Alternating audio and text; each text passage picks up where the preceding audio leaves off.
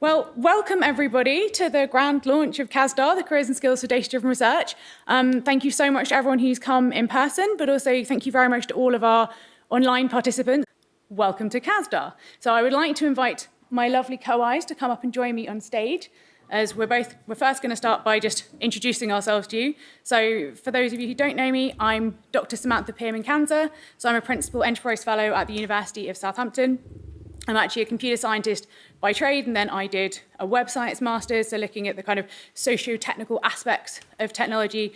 And I've been really interested in research data management and very much also the human aspect of making sure that we do our data management properly for a very, very long time. So this is a very, very exciting journey for us. And I'm going to hand over to Simon.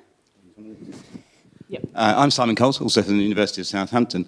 I began my career as a research technician in a national facility in the early 1990s, so data stewardship was baked into me from a very early age. I'm now the director of that facility, I've been for a while.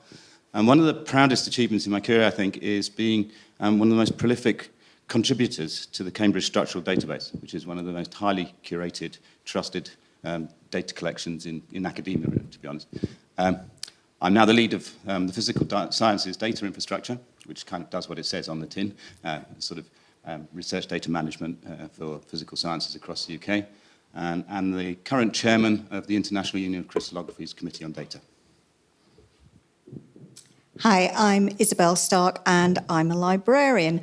I'm also at the University of Southampton. You will see a bit of a theme on that as we go along the stage, but I started my career at the OU and then at the University of Bath as well for a good decade.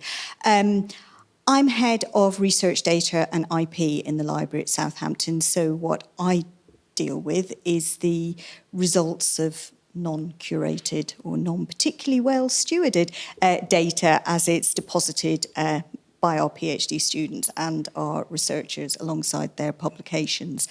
So I'd like to make what I'm actually having to deal with better, and most of that is dealing with humans. So I'm really interested in getting data stewardship to be recognised in the research process as a very worthwhile thing to do, because there's no point looking after loads of rubbish in the institutional repository, which we possibly have little bits of at the moment, which I would say are not optimal research data sets. So that's what I want to do. I'm James, I'm a historian. I moved into the digital humanities about 10 years ago, where people work with more data than is common really in the humanities, but also produce a lot of data through the scanning and production and various forms of sort of data curation and create and capture. One of the things I think is really important to why I want to be involved in this work is that historians and people who work in humanities rely on people who are basically data stewards, but they just don't call themselves that. They are librarians, they're archivists, they're museum professionals who have hundreds of years of experience in curating data. And part of what I want to achieve with this project is bringing those individuals into this space, so they're part of that conversation about data stewardship.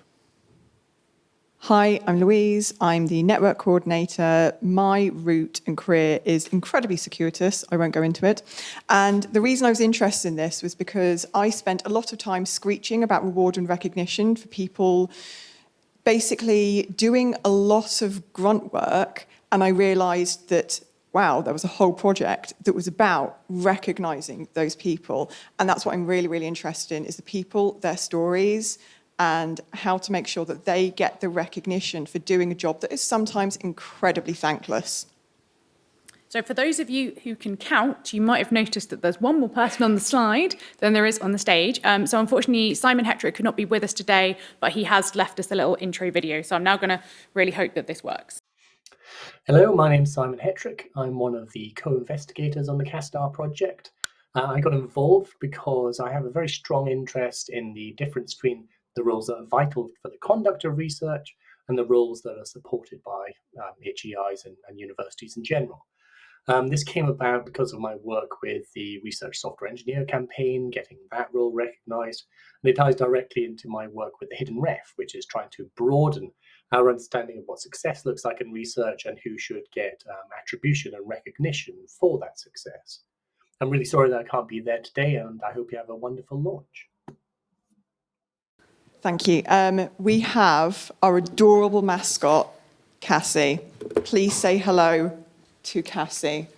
And hopefully she will make lots of appearances. You may have noticed there are some lovely Cassie stickers And on the Cassie table. badges. So you have Matthew. Do you thank for it? Where's Matthew? Yes, I'm going to made humiliate Cassie. him. But yes, we are incredibly, incredibly happy with Cassie. So please come and say hello to Cassie, and hopefully you will see her at lots of events. Thank you. Awesome. Thank you, everybody. The Careers and Skills for Data-Driven Research Network Plus is all about us actually building a community of data stewards. And I mean, to an extent, I feel like I might be preaching to the converted if I tell you all how important data stewardship is, as I'm assuming that's why you're here. But ultimately, it is so incredibly important. Everybody talks about fair data. Everyone talks about how we need to make our data AI ready. But nobody really talks about the human effort that goes into this. There's a lot of complaining about why we can't get our data right or how we don't have access to high quality data. And yet we're not necessarily always investing in the people and the time and the skills to make this happen. And as you heard from all of my co-hosts over there, we are all incredibly passionate about data stewardship. Now, obviously, there are a lot of different potential definitions or views on what data stewardship is. So I was like, this may not be everybody's view of data stewardship, and one of the things we will actually be doing later is trying to get everybody's community view on what data stewardship is. But this is where we've kind of put some of the different roles of data stewardship sort of across the whole research data lifecycle. And I guess what we're trying to get across here is that we feel like data stewardship is really important at each and every stage. So we have shamelessly stolen this from JISC's research data lifecycle, but then what we've tried to do is actually put where we think data stewards would actually get involved at each different stage. So all the way from actually those really vital, data management plans, actually planning how you're going to create your data, how you're going to manage it, what you're going to do with it, how you're going to mitigate against missing data, actually have those iterative plans, because I think so much of what goes wrong is actually at the creation or production process, and actually by the time we get around to sharing it, it might be too late and we might have not actually created valid data in the first place. We need to understand how to be responsible. We need to understand how to do ethics. Again, so I'm actually deputy chair of our ethics committee, and it always saddens me a bit how much people seem to see it as a box-ticking exercise and don't really understand how important it is. We need to understand how to store our data. We need to understand where to put it, where there are the relevant repositories, how we can deposit it, and also actually then again go through those kind of fair sharing processes. So I guess what I'm trying to get across is we need data stewards at every single point. And for CaSDaR, we would really love to see data stewardship embedded in all of the different institutions and all of the different projects so that people can actually start to produce better data.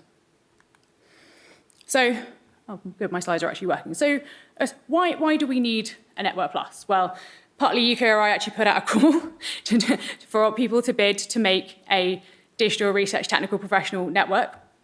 Data stewardship seemed very obvious to us. It's something that we're all really, really interested in. But, ultimately, I guess what I'm trying to get across in my last slide is we cannot expect every researcher to also be a data steward. It's ridiculous. All those things I mentioned, all those things on that diagram, those are all skills within their own right. And actually, even getting all of those in one person is quite hard.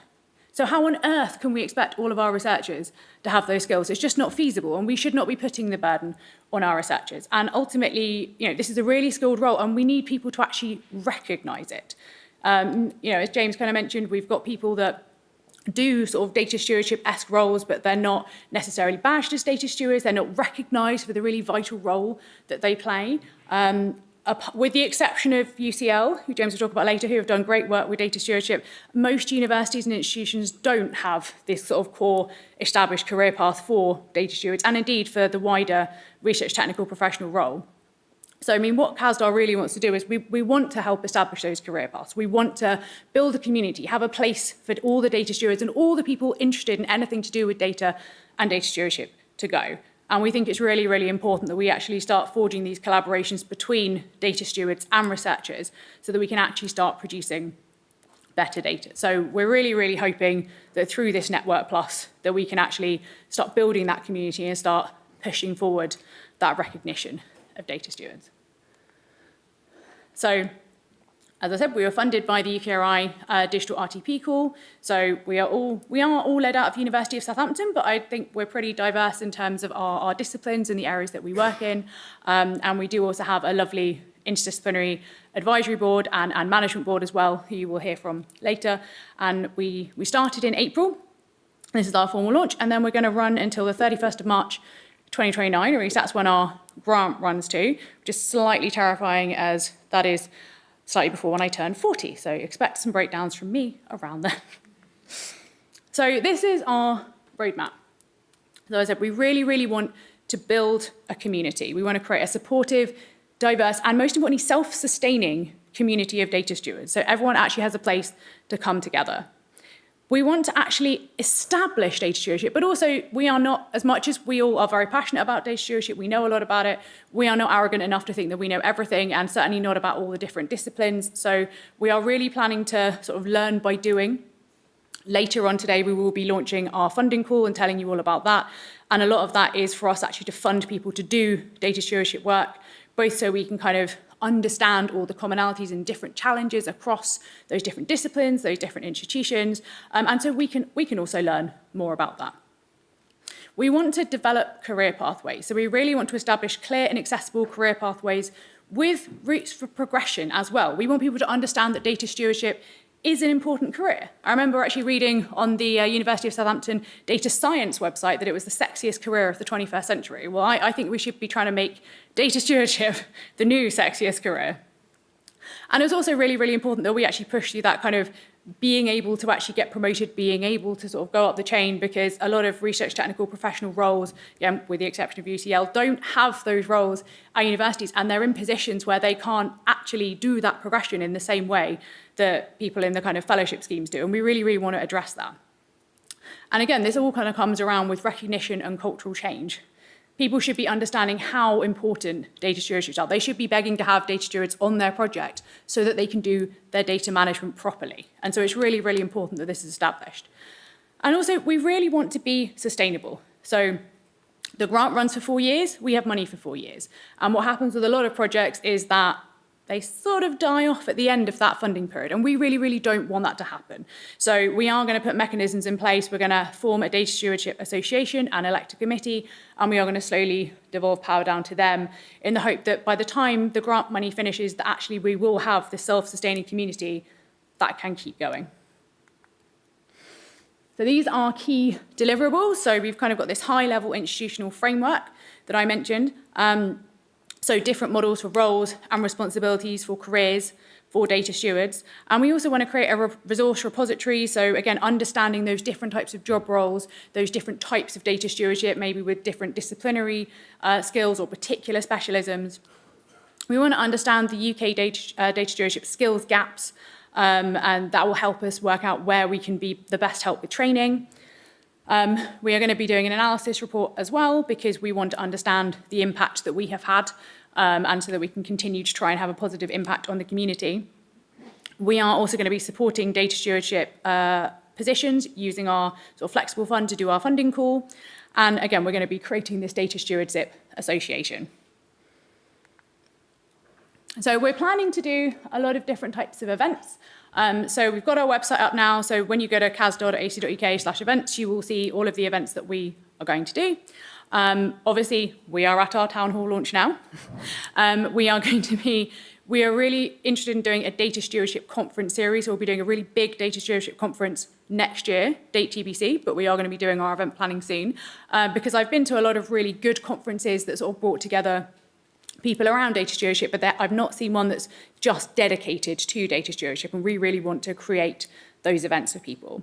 And we're also going to be doing training workshops, hackathons, community workshops, and again, we're going to be sourcing a lot of feedback from you guys later on to understand how we can best run the events that will work for you.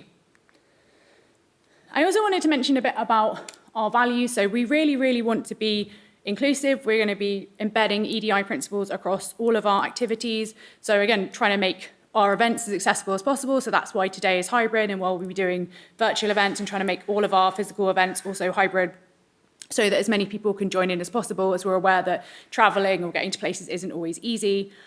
We do have a bursary fund to help people be able to attend our events. So some of the people here today did actually have the CaSDaR bursaries for attending. We also do have a code of conduct. So just, again, I'm sure you're all lovely, but it's just to sort of put things in place to make sure that people are mindful and respectful at all of our events. We really want to actually find a place that you can, we want you guys to feel like we're a place that you can belong. We're your community, we're here to help. We want to sort of foster this sense of teamwork and belonging. We really want to promote responsible research as well, because that's really, really important. We want to make sure that everybody is getting recognised and supported for the work that they're doing. And again, we very much want to be sustainable.